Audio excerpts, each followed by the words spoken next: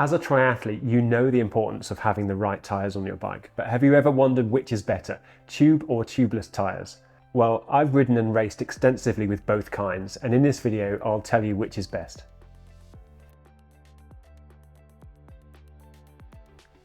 My name is Phil Mosley, and today I'm going to settle the debate once and for all. Which type of tyre is best for triathlons, tubeless or tubed?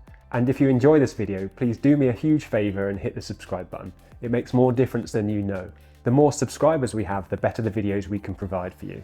Right, let's talk tyres.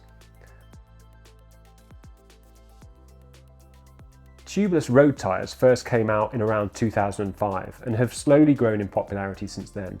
And as the name suggests, tubeless tyres don't require inner tubes. They simply fit directly onto a set of tubeless ready wheels in such a way that they form a seal with the inside of the wheel rim so that the air doesn't leak out. And to help keep that seal airtight, liquid sealant similar to this must be squirted into the tyre valve before you pump them up. Then once the wheel starts spinning, the sealant lines the inside of the tyre and plugs any potential gaps.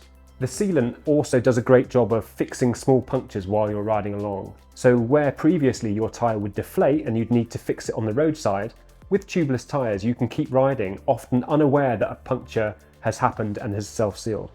The sealant can even fix bigger punctures up to 6mm, although you may lose some air by the time it works. You'll often hear the air seeping out of the hole in your tyre, while the sealant gradually plugs that hole. And that's not ideal of course, but it might be enough to get you home or to the end of a race without you needing to stop.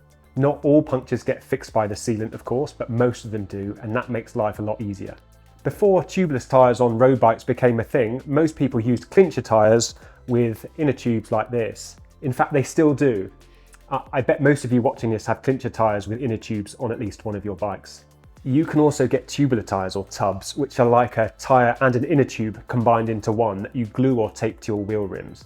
And I used to use these because I believed they were lighter and had less rolling resistance than clincher tyres. But I've since got rid of them, and these days I use tubeless tyres, and I certainly wouldn't go back. In this video I'll explain the pros and cons and what you'll need to do if you do decide to make that switch over to tubeless.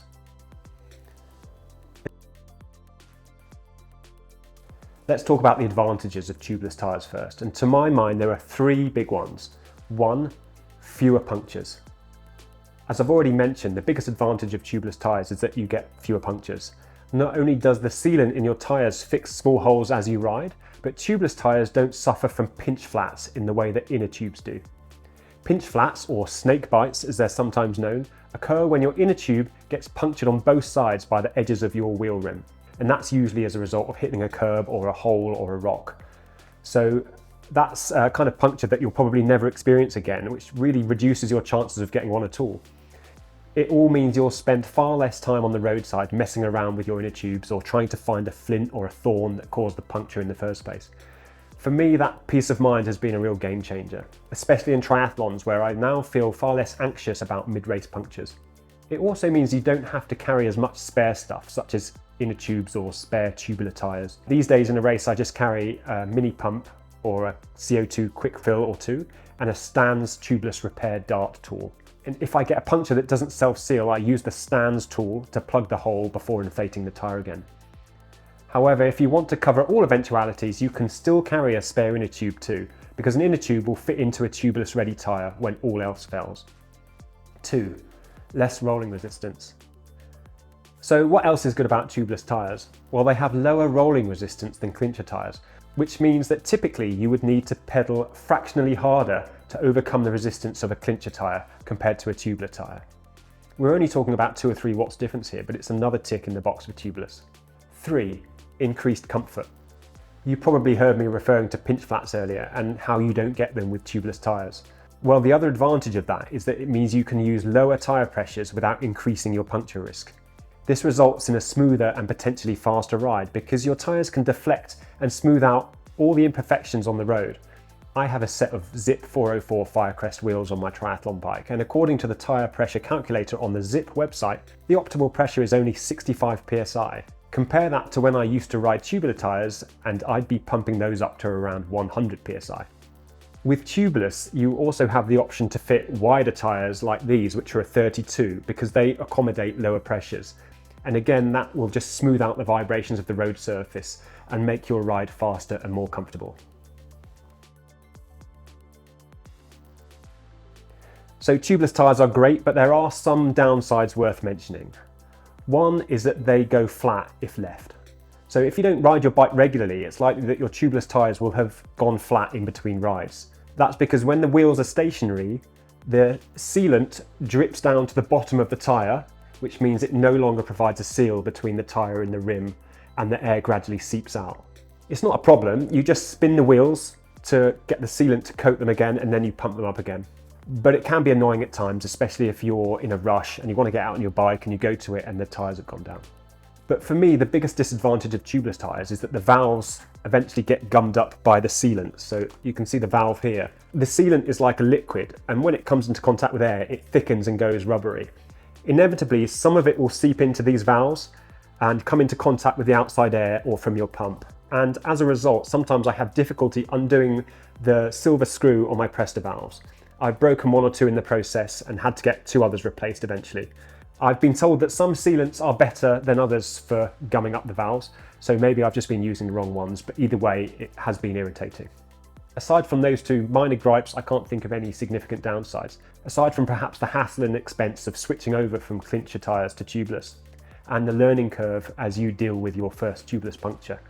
And I'll touch upon that in this next section. The easiest way to switch is to either buy a bike or set of wheels that are tubeless ready, and it should say that on the wheel rims. You'll also need a set of tubeless ready tyres, and again it'll say so on the tyre walls. And then ask your local bike shop to fit your tyres as tubeless rather than with an inner tube. With tubeless tyres, the valves come separately, and the shop should install some of those and add the sealant for you so that you don't have to get your hands messy. If you'd rather fit your own, you can buy tubeless ready wheel kits, which involve valves, rim tape and sealant. And from what I understand, and I'm no expert on this, you can even fit tubeless ready tyres onto normal wheels, although the fit is supposed to be tighter and therefore trickier. But please do your own research on this first, because I've never tried it myself. With fewer punctures and potential increases in comfort and speed, tubeless tyres are a great option for triathletes, especially if you don't mind the minor downsides, which are tyres that deflate when idle and gummed up valves. If you do decide to make the switch, just make sure you know what to do in the event of a puncture. And please let me know in the comments what kind of tyres you use and why. And before I go, I just wanted to ask you, are you tired of trying to improve your triathlon and cycling performance on your own? Because with MyProCoach, you no longer have to rely solely on yourself. We provide expert training plans designed by myself, along with a team of certified coaches who are on hand to answer any questions you have along the way. And the best part? It's up to 10 times less expensive than other coaching solutions. Our training plans have been highly rated by over 750 athletes just like you, with an average of 4.9 stars out of 5.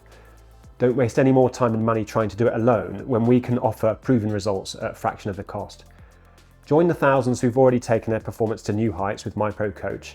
Click the link on screen or in the description section of this video to start achieving your full potential.